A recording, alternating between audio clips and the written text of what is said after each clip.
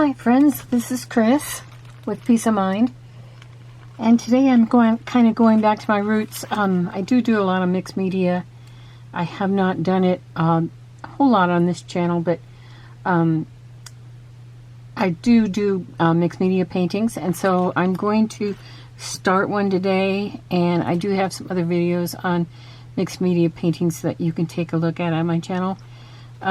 This one I've gathered some things to start out with. I'm going to do this on a 12 by 12 canvas, and I picked out, this will probably be the focal point somehow. This is some stenciling that I did last year. I just did it on a piece of scrap paper, cardstock. So I may cut out around it or cut it separately. I'm not sure yet. I'll decide that later. But just to kind of get the colors that I intend to use, I'll probably use some of these colors in the background.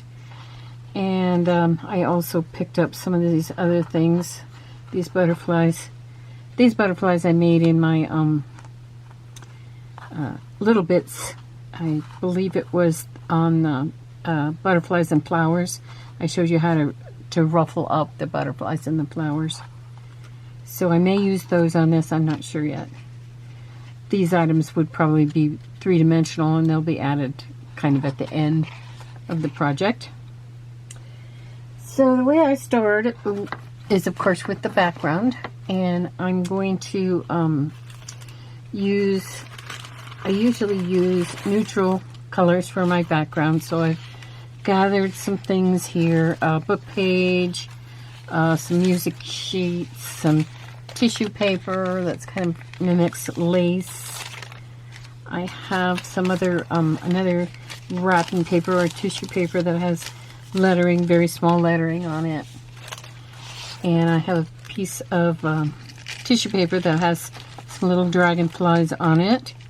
You don't have too much of this left, so I've kind of been hoarding it as much as I hoard anything. I don't usually hoard very much, so I'll use probably at least half of this today. Okay, now I need to keep in mind that anything that I want to show should probably go on the outside more than in the middle.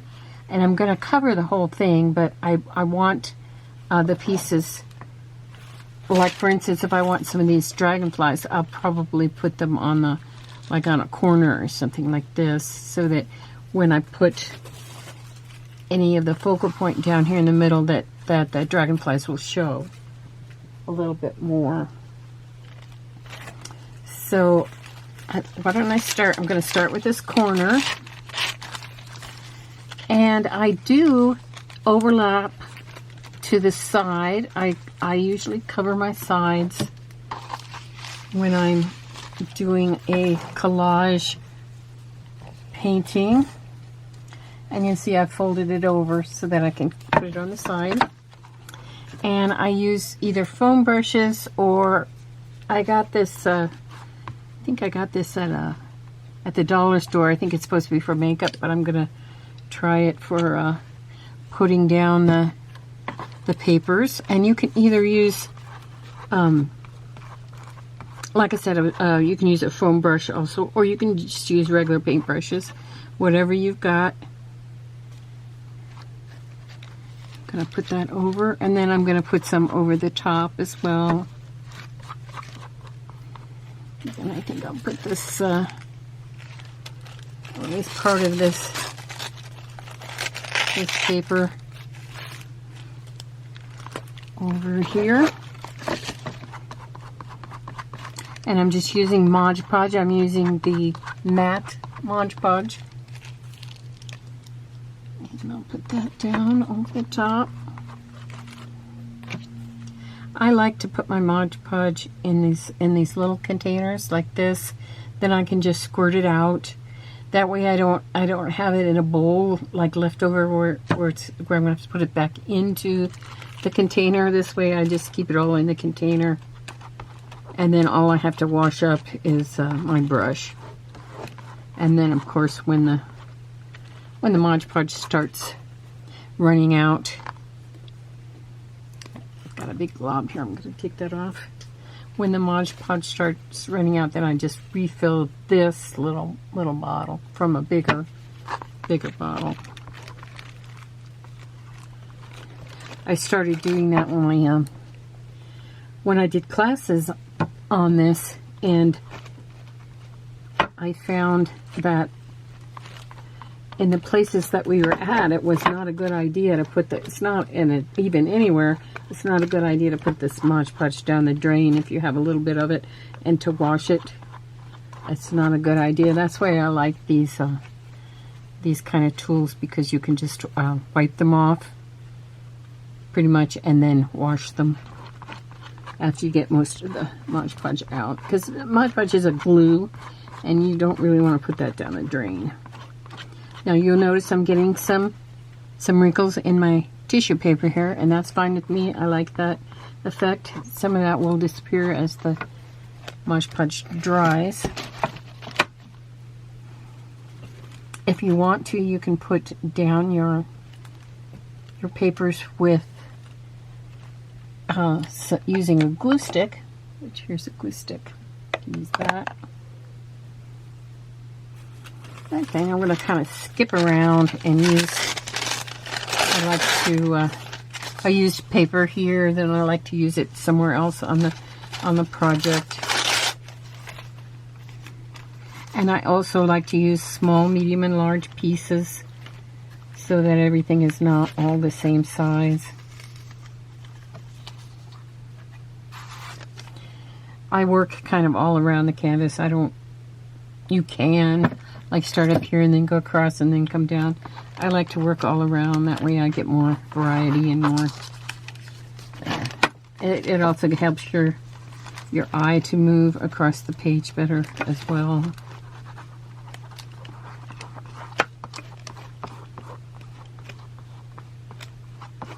And if you miss a spot here and there when you're gluing, you can always pick it up and glue it down later. Didn't quite have enough there, so add some more. I hope you all are doing okay. I went on a trip with my sister to Maine, the state of Maine, and it was beautiful. I loved it. We both loved it. Now we do want to cover over some of the middle area. So I'm just going to take, I think I have a sheet of music paper. Oh yes, this is what, I got this at one of the antique stores there in Maine. This is kind of a thick music sheet, but it's okay, it'll go on. And it's very old. I don't know what the copyright is, if I can read it. Ooh. I think it's 1930 something.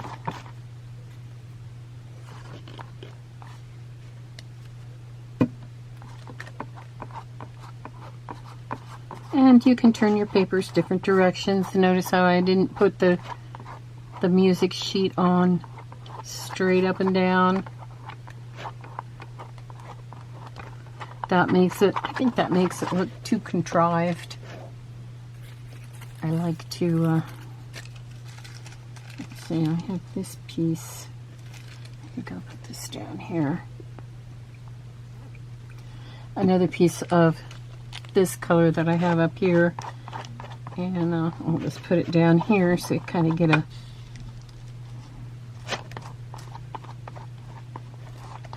some folds in there. That's okay, I like that.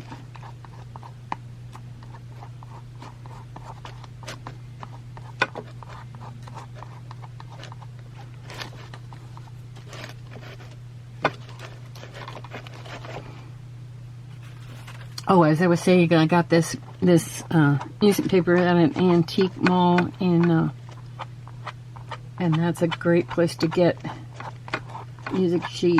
old music paper, books, old books. I did get a book as well that I'm going to take apart, and I'll use the book to make a journal, and I'll also use the papers everywhere. There's some of that lace. I like to have that lace look in the background.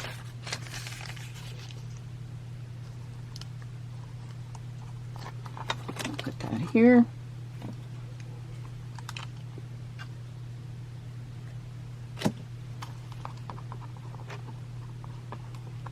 Kind of going under it.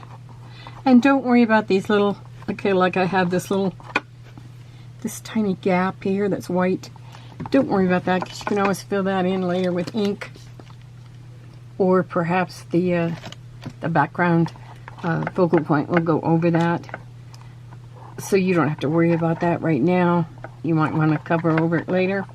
If it was bigger, I probably would, but I'm not worried about it right now. So I'm just getting some background papers down and then moving on from there.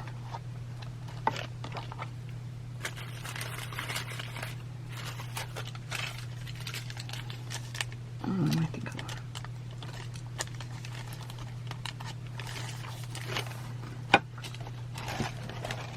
I'll move this. And also you can turn your papers around. If you have papers that aren't necessarily directional at the end, since this is a square canvas, I can just use any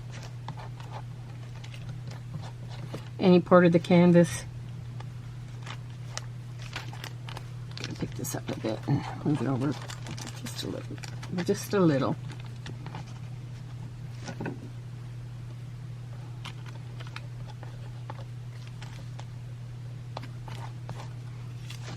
And as you'll notice on this, let me show you on this side, and I can bend this paper over.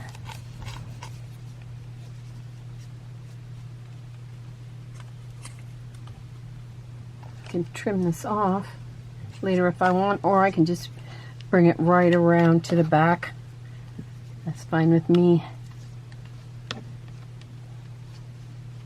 Sometimes when I'm all finished, I can cover the back of the canvas with a sheet of scrap of paper.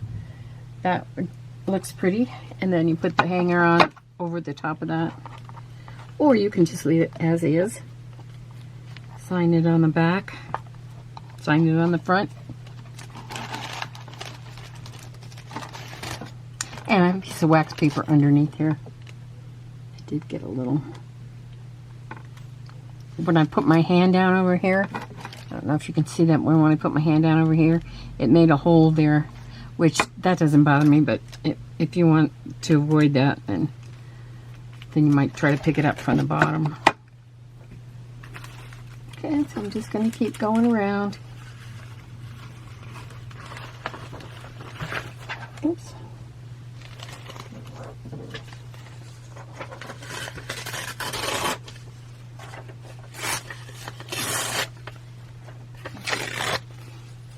Just tearing this paper out.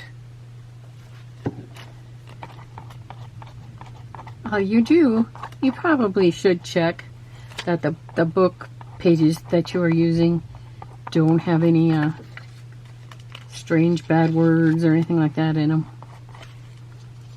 I've had it happen. So then I've ended up being able to just cover over the words I didn't want on there.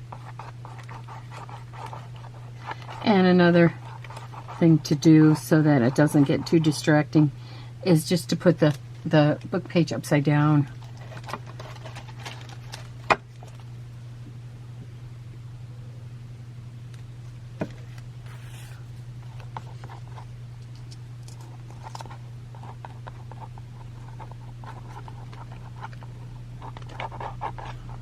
And then just keep filling it in.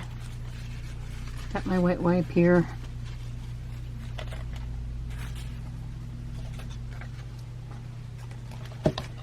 Turn it around again.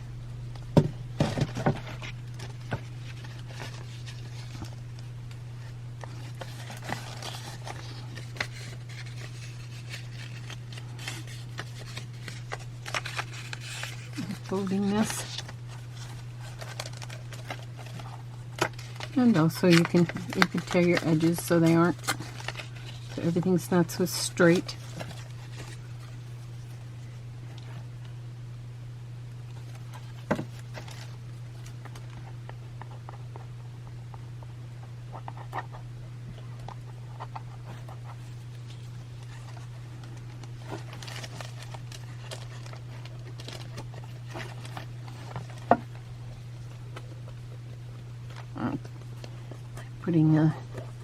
Putting this over the edge. I know you can't see it that great.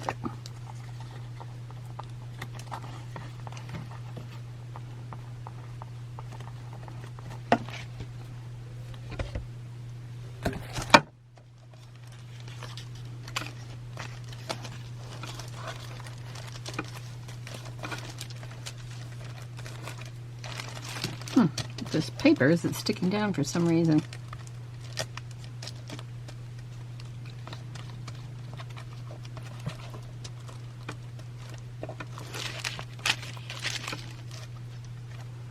I'll come back, fix that in a bit.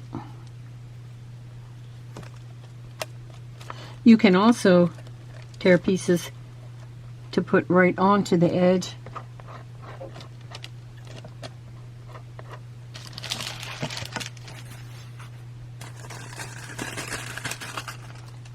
Oh, here.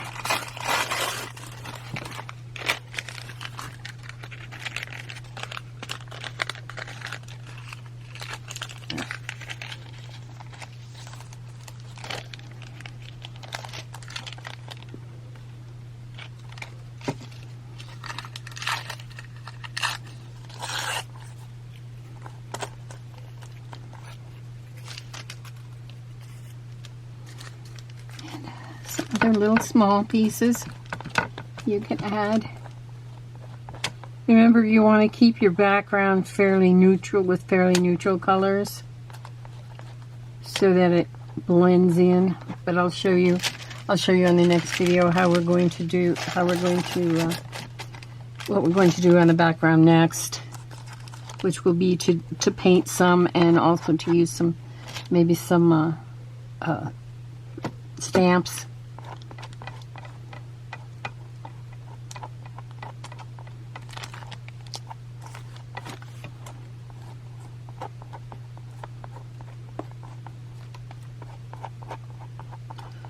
And just keep going all around.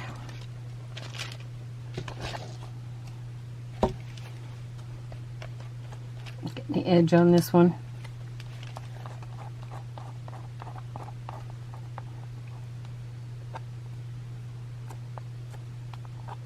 You can also use an old credit card to go over to smooth this down. You try to be gentle, especially on the tissue paper.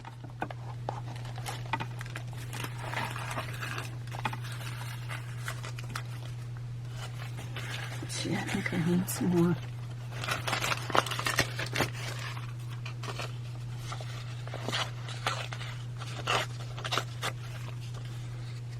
This is kind of the edge of this paper where it kind of tore naturally.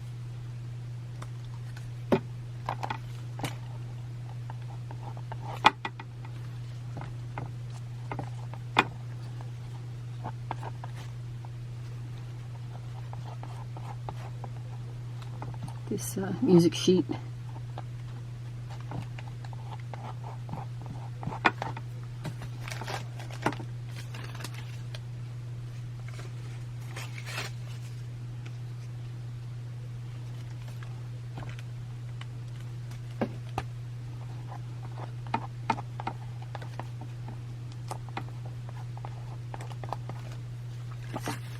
A little bit more of the writing. And I'm almost done here.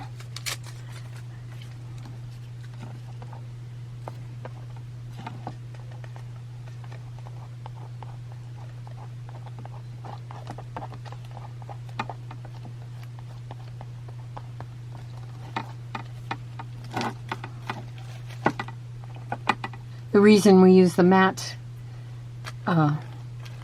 Mod Podge is to give it more of a flat look. We don't want it to be real glossy. Now, if you do want it to be glossy at the end, then you could add a layer of varnish or the glossy I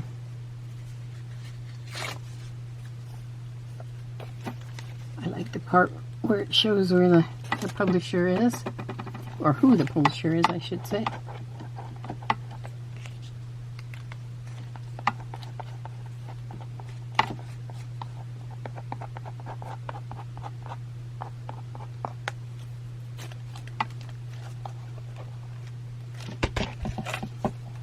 Turn this around so I can get a better stick on it.